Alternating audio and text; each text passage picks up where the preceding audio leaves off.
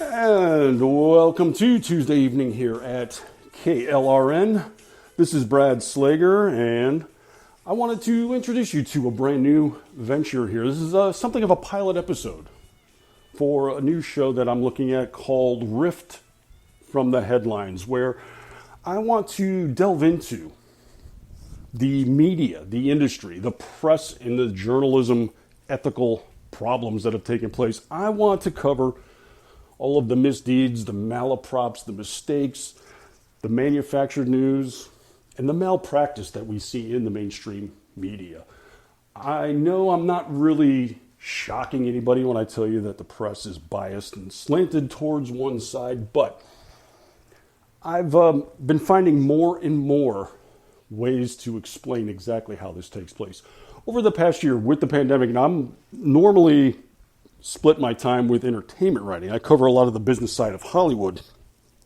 But with the pandemic, there's been far less of that. So I've spent more time studying the press. And I'm building up more and more methods, techniques, categories that they use to give a false narrative, as well as the various characters doing so. This covers everything from the way they present a news story to choosing not to cover something. The Hunter Biden laptop is a prime example here. They also will do things such as using fact checkers as a tool to change story intentions. They'll put out blaring headlines that are incorrect and then quietly come back and correct them later to much less fanfare, as well as applying double standards and a number of other ways. And these are going to be things I'm going to be rolling out through this podcast and columns and a couple of other outlets possibly. So I want to be able to present to you the widespread landscape of misdeeds that they engage in. And they do this on a daily basis. Very extensive methods they use. So there's going to be a lot of material to mock the journalist over. This episode is going to be kind of a two-pronged effort. I'm going to start off with a solitary story and then spread out into the various categories and individuals and have some fun at their expense. The big one, though, to start off with is going to be 60 Minutes. I'm sure many people are quite familiar with the fiasco that came out of their broadcast from 2 episodes ago. April 4th, they did a piece about Florida Governor Ron Desantis. Now, just for the sake of disclosure, I'm a Florida resident, so I'm front and center to a lot of the things taking place that they alluded to. Been aware of them, so I can give you a little more insight. And 60 Minutes has been coming under constant fire. It's been over a week, and they are still in defense mode, explaining themselves, making excuses for what they did. So it really becomes something very emblematic of what I intend to do here. This 60-minute story typifies so much of what I have in mind for Riffed from the Headlines. So what we can do is use this as a jumping off point. Okay, and I'll do this in 3 methods. One's going to be how the media is going after Ron DeSantis, then explore exactly what 60 Minutes got wrong, but more important than that, how they got it wrong. The methods they used in this segment reveal so much. So, to kick it off, Ron DeSantis, yes, he is under fire across the media spectrum for obvious reasons. He's a Republican, for one. He's been bucking the system, refusing to follow the narrative regarding the pandemic. And 3, been successful doing so. Florida's got some of the better pandemic numbers, despite having one of the largest states and probably the largest retirement population. And yet, our numbers are actually respectable. The state has been open for some time. Kids have been back in school since last fall. And a number of other things have taken place that everybody's screaming and yelling, promising will lead to super spreader events, which never take place. Our numbers have been in steady decline here since New Year's, without any significant spikes to be found. This despite the Super Bowl, CPAC, Daytona Bike Week, spring break. All of these things were promised to lead to pandemic pandemonium, which never arrives. And the press has gone after Ron DeSantis in specific ways. I can think of a handful of stories. One being that Florida is supposedly cooking the books, giving artificial numbers that are really higher. This is all based on a solitary whistleblower who came out last summer who has been discredited. A woman by the name of Rebecca Jones. The press loved her because they love whistleblowers on the right. And she came out with her claims, appeared on Chris Cuomo's show, number of appearances on MSNBC, interviewed across the landscape of the media. And just to tell you how screwed up the press has been, they have called her a scientist, a doctor, a medical professional. She's none of those things. Not even a doctor by the Jill Biden standard, okay? She's got a degree in geography, and which is why she was hired, so she can compile data from across the state. But yeah, she's claimed that she was told to manipulate the data, to change the numbers. And the only piece of evidence she ever came up with, one day she had to change dates in one column because they were inaccurate and they were corrected. And that's been it. And just to show you how garbage the claims have been, since she came out, a number of newspapers in the state have been watching the COVID dashboard for the state of Florida ardently, looking for trouble, waiting for something to happen, and there's never been a report of major inaccuracies to be found. So that's one that's been garbage. Another one is that Ron DeSantis is giving the vaccine to Republicans at the expense of Democrat counties and people of color. Well, the basis of this was found out to be that after distribution, the state gave out the vaccine to all the counties, we came into a glut. There was a surplus that came in when distribution was ramping up. So Ron DeSantis took what were extra doses and put them into retirement communities, looking for retirees.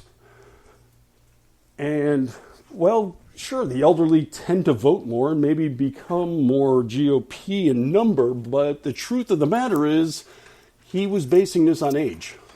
And the press was complaining that in Miami, veterans from the Bay of Pigs were getting the vaccine. In another county, Holocaust survivors were getting vaccinated. Why this stuff was bad is never really explained, but we just had to take it on face value. This is bad for some reason. Another story, Yahoo News put this out about a week or two ago, claimed that a report had come out to show Florida's numbers were actually higher with the COVID deaths. This is something they called over deaths because they were doing annual death rates before 2020, look at the spike in 2020, and then they took that higher number against the official COVID numbers, and whatever the discrepancy was, it's called over deaths or excess deaths. So if, let's say, 15,000 people were said to die from COVID, there was an extra 5,000, generally, something of this nature. It was like 4,900 or so were attributed to Florida, and this is supposedly Ron DeSantis cheating. Well, the detail is this. They count these excess deaths nationwide, not just in Florida. The national average for excess deaths was 21% higher than previous years. But in Florida, that figure was 15.5. Wait a second, that's better. That's actually good news, not bad news, as this reported. Oh, and small detail too, I saw New York Times was looking into this, and the city of New York has 3 times the amount of excess deaths in the entire state of Florida. But Ron DeSantis is the problem, we're told. Okay, if you say so. Thanks, Yahoo News. This is the kind of crap going on with Ron DeSantis. So 60 Minutes wanted to get in on it. And they put out their bogus report. As you may have known, they're alleging that the grocery store chain Publix was in a pay-for-play scenario. They gave Ron DeSantis $100,000 for his campaign for governor, and as a result, they were picked for vaccine distribution. Well, okay, maybe, possibly, Although it's not really clear, how does a company benefit significantly by giving out free vaccines? That's not really explained. But here's where it really got ugly for 60 Minutes. Ron DeSantis was asked this question by their reporter about the pay for play at a press conference. And he answered extensively. He gave a 2 or 3 minute explanation. And basically it's this. When Florida started the vaccine rollout, they reached out to a number of retailers for ease of access for the citizens. Walgreens and CVS and Publix and Walmart, a couple others. Most of them had already had something going on with the pandemic, like testing centers and other things of the sort. So they couldn't get into the vaccine distribution right away. Publix could. So they were tabbed and used right away. And the others gradually came online. That's something 60 Minutes kind of left out. But we come to learn 60 Minutes left a lot out. And this is where the big problem exists. The way they built this story has been the problem. 60 Minutes, not only did they have Ron DeSantis give them the full explanation, they had another individual come forward to explain, in not so many words, that their story was complete garbage. Individual by the name of Jared Moskowitz. He is the director of the State Emergency Management Office of Florida. That's the office that actually made the decision to use Publix right off the bat. Not DeSantis, by the way. Okay, it was Jared Moskowitz, who, it needs to be said, is a Democrat. He's not a GOP operative for DeSantis. So what happened here? Well, 60 Minutes says Moskowitz couldn't appear on camera for an interview. Okay, well, that's one thing. I don't know how that means we're going to discount his testimony, however. But there's more details than this. In that interview with Ron DeSantis at the press conference, 60 Minutes, as you may know, clipped the video entirely. So it only looked like he was being argumentative and defensive. They left out his entire explanation of what took place and how. When they went to Moskowitz and asked him for an interview, he said, I can be available on Friday. And here's where some of the chicanery by 60 Minutes comes into play.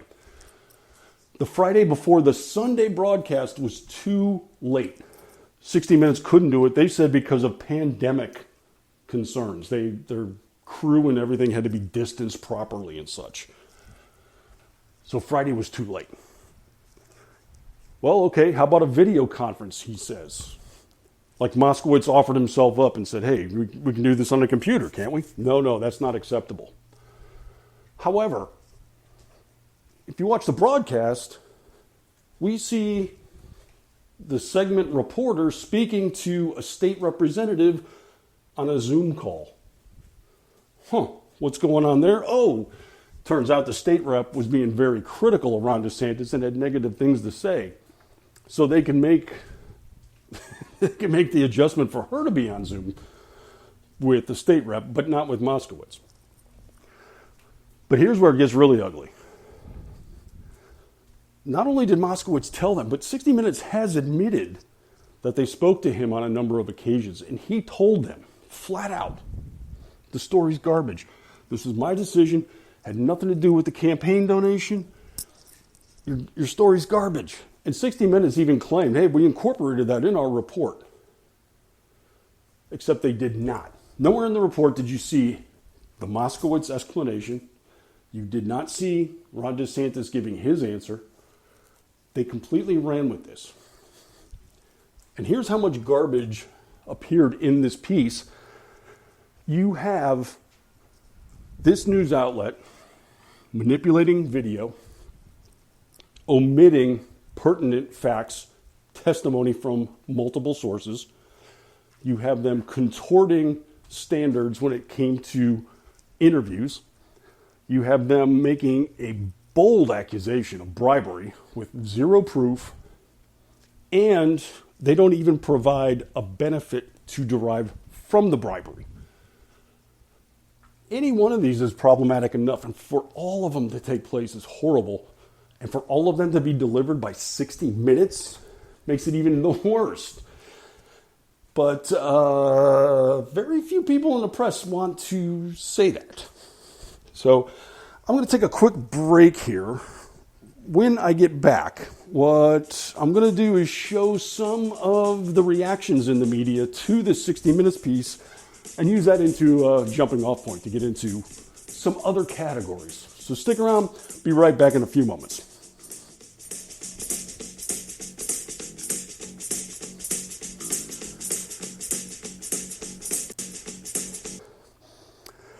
All right, I want to take just a couple moments here to invite you to head over to Town Hall Media, to any number of the websites under the Town Hall banner, whether it's townhall.com, Red State, Twitchy, Hot Air, Bearing Arms.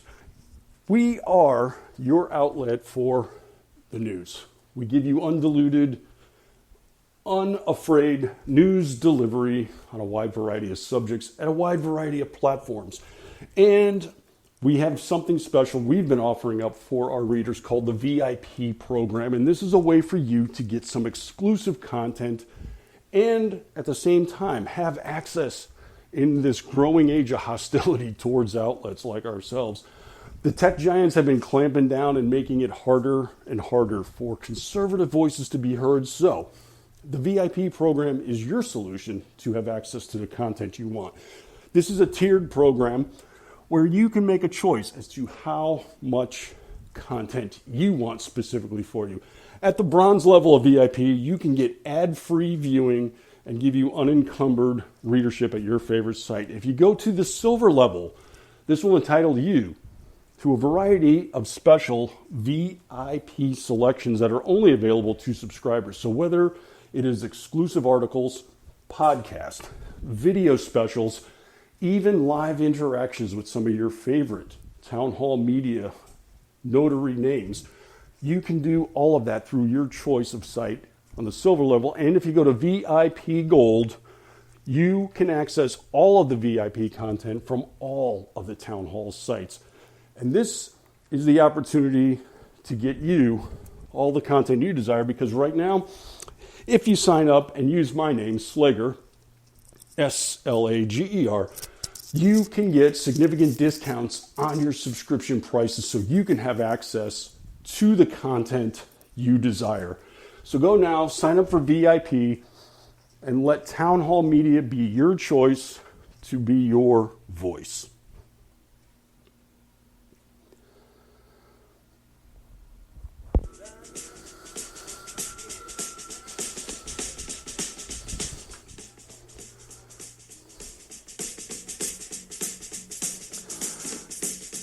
All right, folks, and welcome back to Riffed from the Headlines. I'm Brad Slager, and I'm taking you on the travels through the landscape of our corrupted media, the press, the journalism, and all of the other problems we see. Now, we've been talking about the 60 Minutes fiasco for the most part, but now I want to use that to springboard into some of the other areas.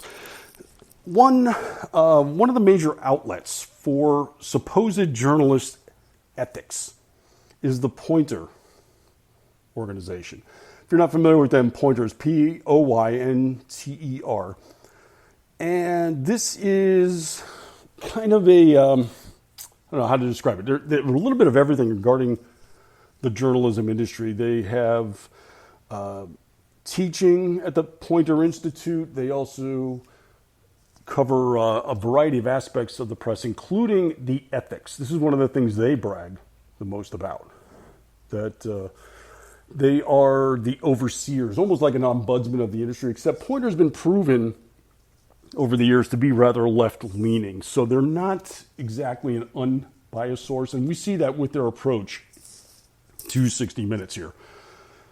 With all of the problems I just laid out with that segment from 60 Minutes, they could not really be too stern with them.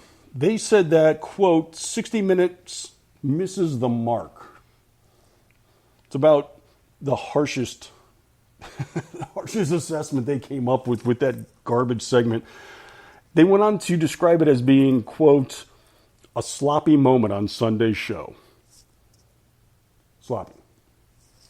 They completely manipulated a news story. They completely presented edited video out of context. They ignored content. They had shifting standards of interviews. They failed to produce the story. They failed to produce any proof. Pointer calls this sloppy. That's the worst they can come up with. Because 60 Minutes has been around for 5 decades and they're highly, deeply, eminently respected news outlet. So what, you can't be critical of them?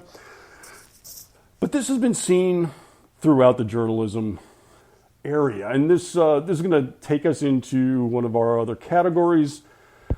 One that I'm going to call body checking. The fact checkers.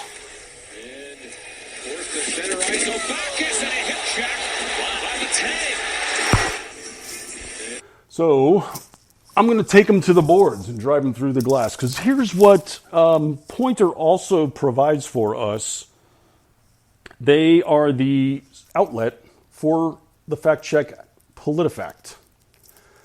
This is supposedly an overseer of the truth. All right, well, we've got a 60 Minutes piece that is deeply flawed, deeply problematic, all kinds of issues to be found. It took PolitiFact over 3 days before they could fact check this. And in their report, really all they could manage to say was, well, could be. They gave a very lengthy rundown with transcripts of both the show and of the press conference and did compare and contrast, and they saw some possible issues. Here's what they really came to say about this. Quote, the 60 Minutes segment omits some of the background on why Florida partnered with Publix to distribute coronavirus vaccines. That omission could constitute deceptive editing, as some social media users have claimed. This is at least a double-veiled assessment of things. I mean, they looked at that video in which they completely cut out Ron DeSantis' answer and said that omission could constitute deceptive editing, according to some people on social media that are claiming. So, I mean, they couldn't even come out and say, is it a yes or no answer? Did they manipulate the video? Yes. Did they alter the content of that exchange? Yes. Did they misrepresent Ron DeSantis? Yes. All of these are definitive, and yet all they can say at PolitiFact is, maybe. This is kind of their methodology, though, because that would actually make a Republican look good. And PolitiFact is very slanted. Case in point, look at their inability to say Joe Biden lies about something.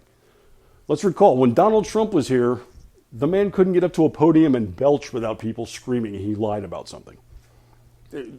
Daily. He lied again. Lies, lies, lies. That's all they said. Joe Biden, however, not so much. With the Georgia election law that everybody's screaming about, Biden has come out to say some pretty wild things. I mean, he even put out an official statement written in the White House stationery that said the Georgia law makes bringing drinking water to the polls illegal. It also said the Georgia law is cutting off ballot access at 5 p.m. on Election Day. The law does not say these things. These are patently false. And yet, nobody can come out and say he lied. There's been some fact checkers that say, well, it's inaccurate. Oh, he's misreading. Oh, it's a misinterpretation on his part. They're actually qualifying his misinformation. PolitiFact is doing that right now with Joe Biden's comments about gun control. He has come out to say, well, you can go to a gun show and buy a gun today. Put down the money and you walk out with it. And a couple of other wildly wrong things. What has PolitiFact said about this? It's a slight exaggeration. He's it's a little unclear because the law is kind of fuzzy. So they can't even say he's lying, like in the most obvious of answers. I mean, it's just ridiculous standard shift in just a matter of months. In December, they couldn't say lie enough times, and now, not so much. Well, let's get into some other characters, some individuals. Would you like an apple pie with that? Would you like an apple pie with that? Ding by the dun, ding by the dun, ding by the dun, ding by the dun. Brian Stelter has got to be my favorite character over at CNN. This is an individual who just can't get out of his own way, and it is delicious to watch. Just a prime example of what I'm talking about. A couple weeks ago, he's rubbing his hands together because he had the goods. He goes to Newsmax and reaches out to them to discuss the drop in ratings that Newsmax experienced since the election. Brian Stelter is the last person who should be talking about ratings, and Newsmax threw it right back in his face. Their response was, yeah, we've seen a drop in the ratings, but not as much as the 50% drop that CNN has had since January. Oops. Also, they pointed out to him, hey, Brian, your show, Reliable Sources, seems to have lost 1.1 million viewers since January. And I think by today, this is a couple weeks ago, they said by today, I think it's about 1.3 million drop. I mean, he is just eroding. More than half his audience is gone. And yet he brings up ratings. Well played, Brian. But on Reliable Sources this Sunday, curious segment that he had, his favorite target, in fact, his favorite channel, it's all he watches is Fox News. And he was complaining because Fox News is not doing something. Fox News is not having their news personalities go on camera and get vaccinated. They're not taking vaccine selfies like the people at CNN. Like Jim Acosta, who tweeted out a picture of his vaccine with a t-shirt celebrating himself. And Fox is not doing this. Now, here's where it gets really good. Dumb enough to say that this is news of any sort, but he then brings on Matt Gertz from Media Matters. That'll always help your cause. And Matt Gertz said this about the subject. Somebody like Brian Ducey over at Fox News should go on camera and get vaccinated to save lives. He actually says this, that he will save lives if he gets vaccinated on camera. Otherwise, we assume he's killing his audience by not doing this. See, this is where, like I'm a little bit cursed with forward thinking and taking ideas to another level. So yeah, if you're saying that Steve Ducey doesn't get vaccinated, he's killing his audience. And nobody at Fox has done this. So Fox News wants to kill its audience in order to get better ratings. Cagey gambit that. Also, if you are selling us on the idea that you are saving lives by getting vaccinated on camera, that's telling us your audience would not have done that until they saw Brian Stelter get stabbed. That shows you the level of contempt they have for their own people. The people that watch CNN are too stupid to get vaccinated until they see a news personality do it. This is what they're selling us on. Okay, then, if that's your case.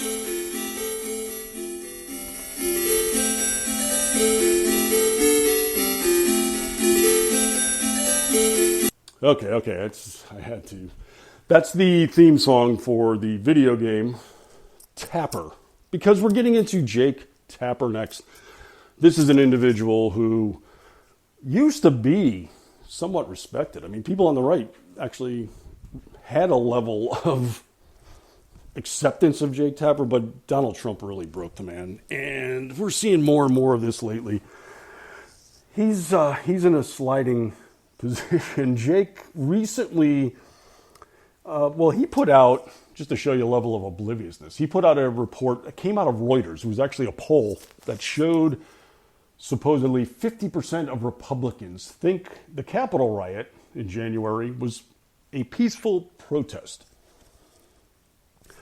And the condemnation that came out of Tapper was precious because he had to be reminded that he works at the same network that had a reporter standing in front of a burning building with a riot taking place behind him and saying that protest was mostly peaceful. Somehow, though, now it's critical for GOP individuals to have that same opinion. But Jake is really in rake-stepping mode lately. And on the Georgia voting law, he has been a pretty outspoken supporter of the companies that are now starting to boycott the state, pushing for it. You know, the Major League Baseball, they pulled the All-Star game out of Atlanta.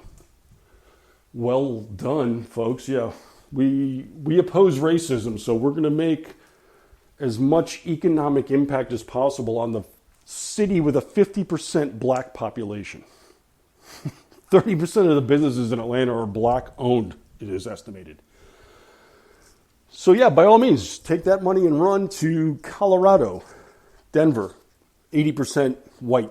Okay.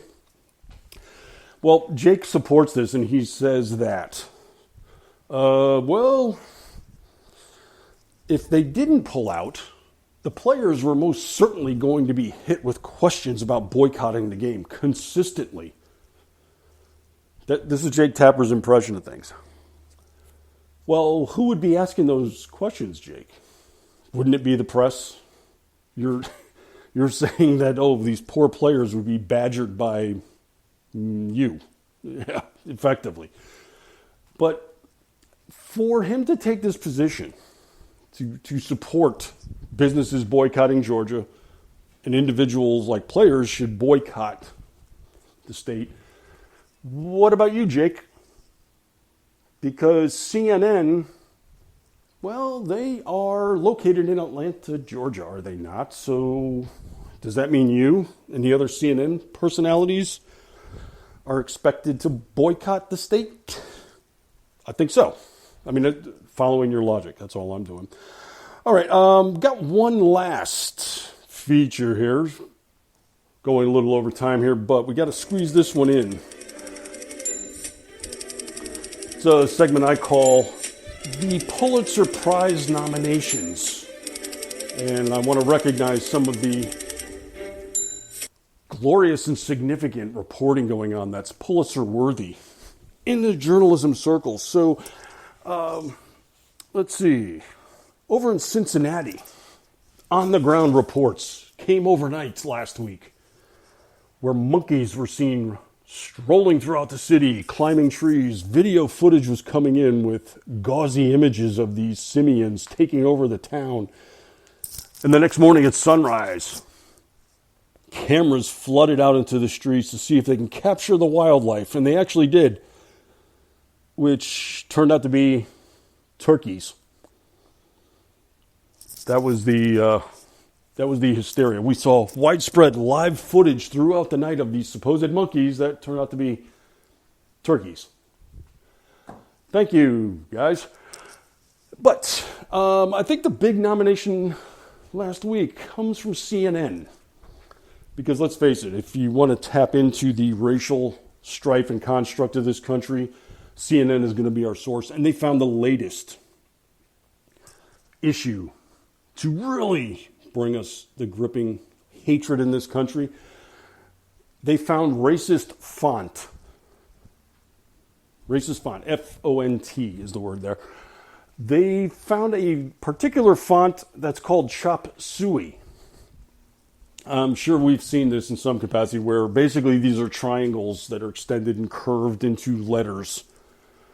And this is, as CNN puts it, this is hateful Asian representation of letters.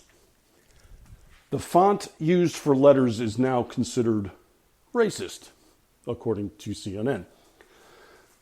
I'm very, very happy they've pointed this out and have fixed the problem so that we no longer have racist letters in our, I don't know. It seems to me Only place I've ever really seen this font used the most is in Asian restaurants, though. Yeah, you go to the takeout menu, you're going to see chop suey font. But according to CNN, this is racist, so I'm going to have to let these Asian restaurant owners know such.